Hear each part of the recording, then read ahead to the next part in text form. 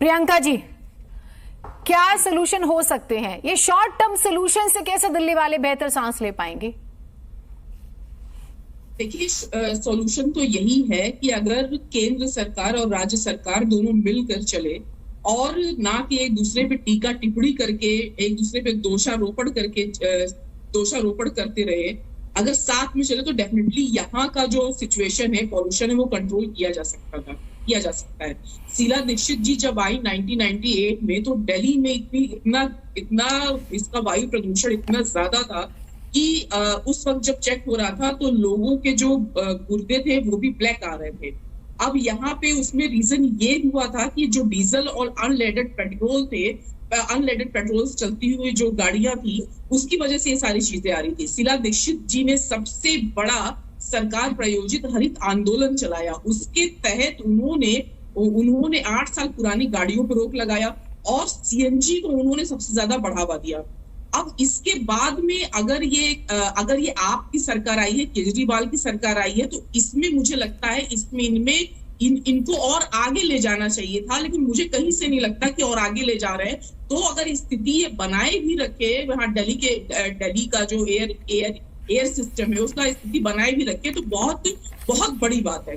अब यहाँ पे अगर ये दोनों लोग एक दूसरे पे दोषारोपण कर रहे हैं कि मेरे टाइम में ये, उसके टाइम में ये, तो बताइए, अगर 10 भारत के सबसे पॉल्यूटेड सिटी में है तो पहला नंबर तो दिल्ली का ही है, तो पटना सेकंड नंबर पे है पॉल्यूटेड सिटी के नाम पे पटना सेकंड नंबर पे।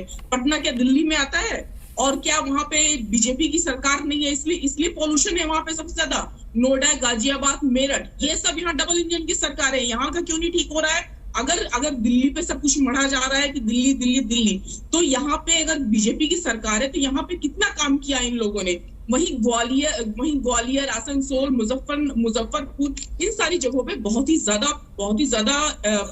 एयर की क्वालिटी बहुत ही ज्यादा खराब है।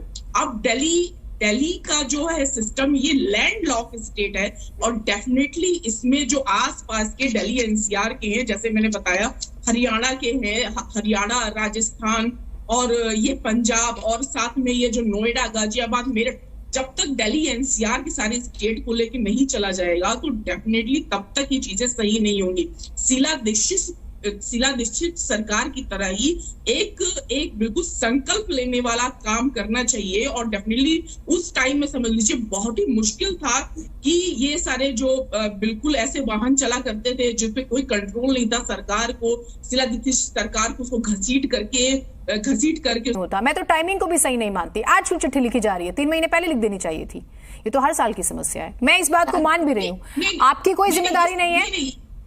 नहीं, डेफिनेटली ये बिल्कुल है कि जब ये 10 साल से, ये लोग 8 साल से हैं सरकार में और इनको पता है अक्टूबर के टाइम में, ठंड के टाइम में अगर इतना ज्यादा पॉल्यूशन बढ़ जाता है, और यहाँ तो ग्रीनरी में, मतलब जहांगीर फॉरेस्ट इलाके जैसे एरिया में, GK2 जैसे एरिया में पॉल्यूशन इतना ज्यादा हो जाता है, तो जो यहाँ पे दिल्ली में जो ऐसे एरियाज हैं जहाँ ग्रीनरी नहीं है, वहां तो सांस लेना, दम घुटाई, आंख से आंसू निकल जाता है। तो लिख लीजिएगा प्लीज। प्रियंका जी, नाराज नहीं होइएगा, बोल लीजिए जल्दी से। नहीं, ये देख लीजिए, जो अगर ये केजरीवाल और बीजेपी की सरकार आपस में ही लड़ रही है, और सबसे बड़ी बात आसपास के इलाकों में इनका ही है। यूपी में बीजेपी का है, यहाँ पे केजरीवाल की सरकार है, सात MP बीजेपी के हैं, विधायक आम आदमी पार्टी के हैं, MCD में आम आदमी पार्टी के। तो क्या ये लोग मिलके आपस में नहीं निपट सकते सारी बातों से? और इस वक्त जो स्थिति है उससे बदतर स्थिति थी जब शीला दीक्षित सरकार आई थी। यहाँ पे